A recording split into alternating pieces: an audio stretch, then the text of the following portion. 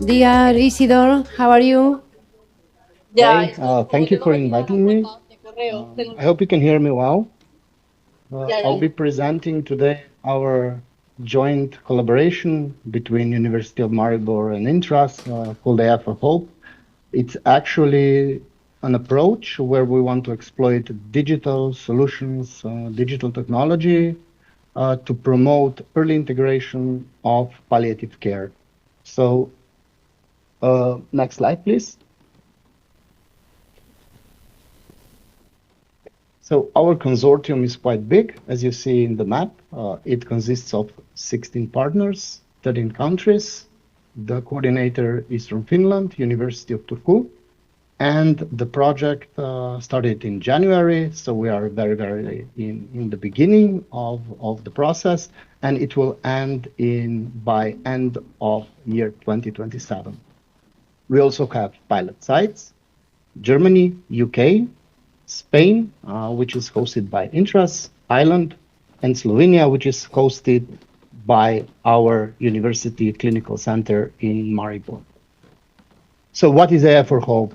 The idea is to start implementing an advanced care planning decision support system for palliative care with, at the moment, specific focus on dementia cohorts and their caregivers.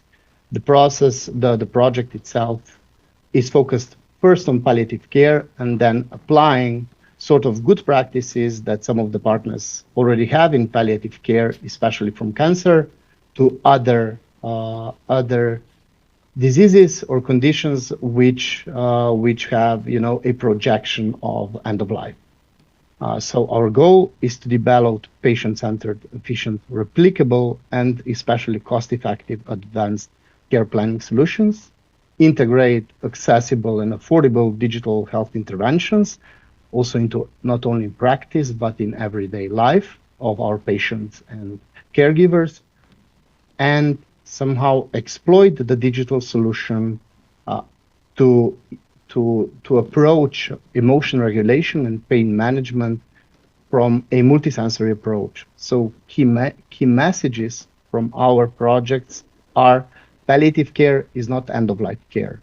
So as you see in this image, the idea is to look at palliative care from a perspective where it helps to improve quality of life and not from the perspective as hospice, which is in many diseases still regarded as such. So our digital solution tries to sort of seek insights into illnesses, give foresight for individuals, provide some available and readily digitally supported digital interventions.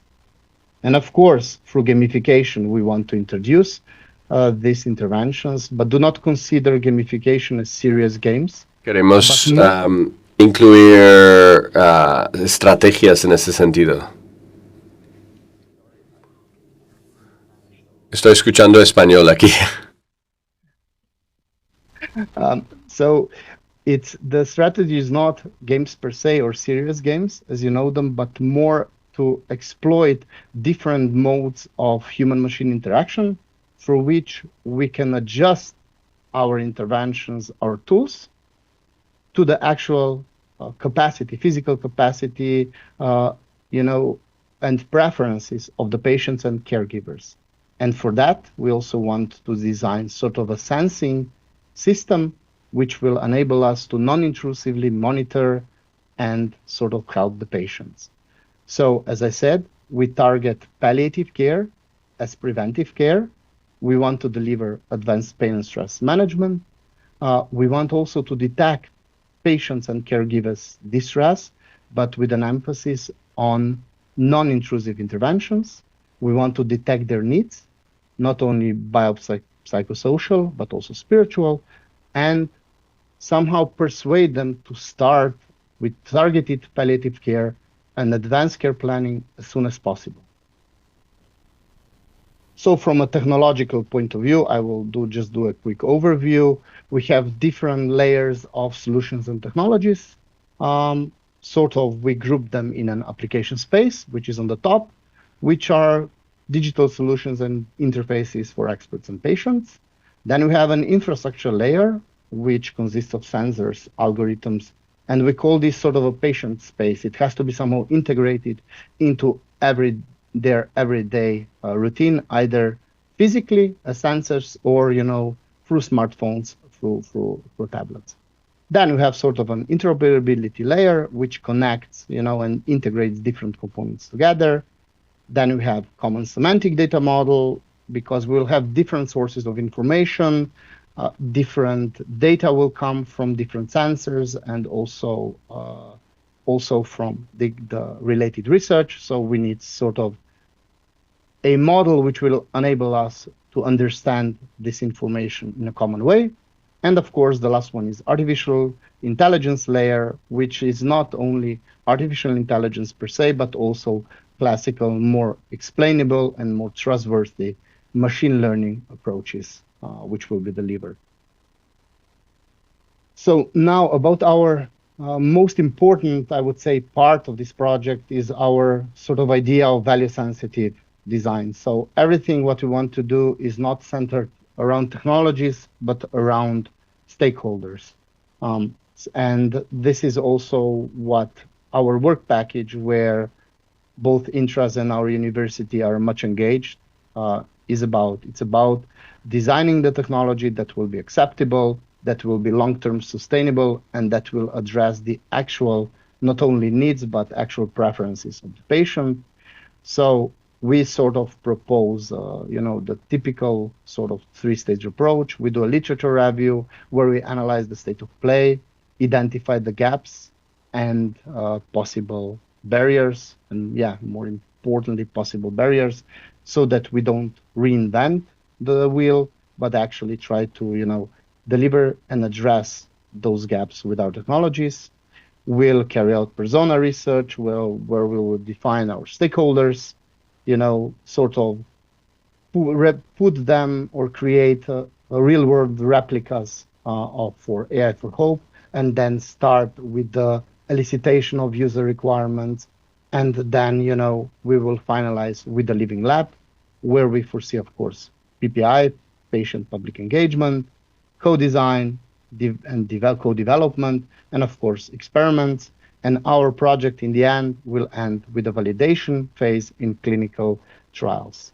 So here in the picture, we have some essential questions we want to understand before actually starting to integrate technology into the trials themselves.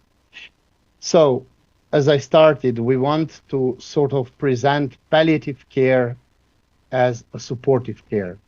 You see, this image actually showcases a perfect trajectory, which can be sort of estimated, but based on cancer patients. Because with cancer patients, this prognosis is a bit clearer. The signs and the reactions of the clinicians and patients are more predictable. With dementia and also other diseases, chronic diseases with, end-of-life prognosis, it's a bit different and it's a bit harder. But in generally, we want to apply and start applying, palliative care at the diagnosis. So, when people are still socially active and employed, and then enhance the digital support through phase 2, where patient might be or will be probably experiencing progressive cognitive decline with, frequent non-cognitive symptoms such as anxiety, depressions, and also psychotic features. And then sort of propose or analyze how our technology could also be applicable in tertiary palliative care, and in the end-of-life care, where most of the technology is intended for the relatives and caregivers rather than patients themselves. So patients are significantly impaired and have a high level of dependence. We actually will deliver 2 pilots. So one pilot is technology-based non-pharmacological interventions to reduce palliative care symptoms in people with dementia and their families. So we'll deliver there some non-intrusive monitoring, stress and pain, and to monitor stress, pain, and other digital biomarkers. will deliver some interventions such as music therapy, reminiscence therapy, multisensory stimulations, and we estimate about 150 patients to be included with mild or moderate dementia. And this pilot is actually targeting phase 2 in this figure. And then we also target phase 1, where we want to adopt a technology-based approach to the advanced caring plan to support coordination and goal concordant care for people with dementia and their families. So this is sort of a digital mediated approach towards advanced care planning, but the emphasis here is to go beyond the traditional things or elements of, of current availability of advanced care planning, such as identifying, who will be able to decide in your name after a certain time, but more to start planning, what kind of solutions, what kind of support would people need, to start understanding, where, or what to do when they become dependent or let's say less independent, how to activate, family members to support them. Do they need, sort of official support? All these elements that are more relevant than just legal baselines of advanced care planning. And of course, this usual right or decision about resuscitation.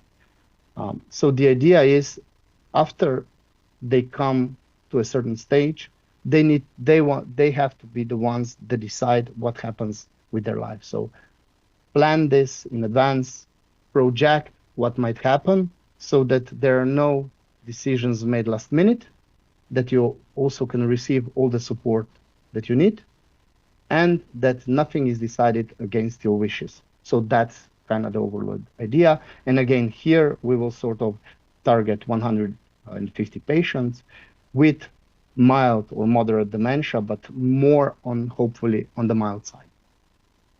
And this also concludes my presentation. So thank you very much.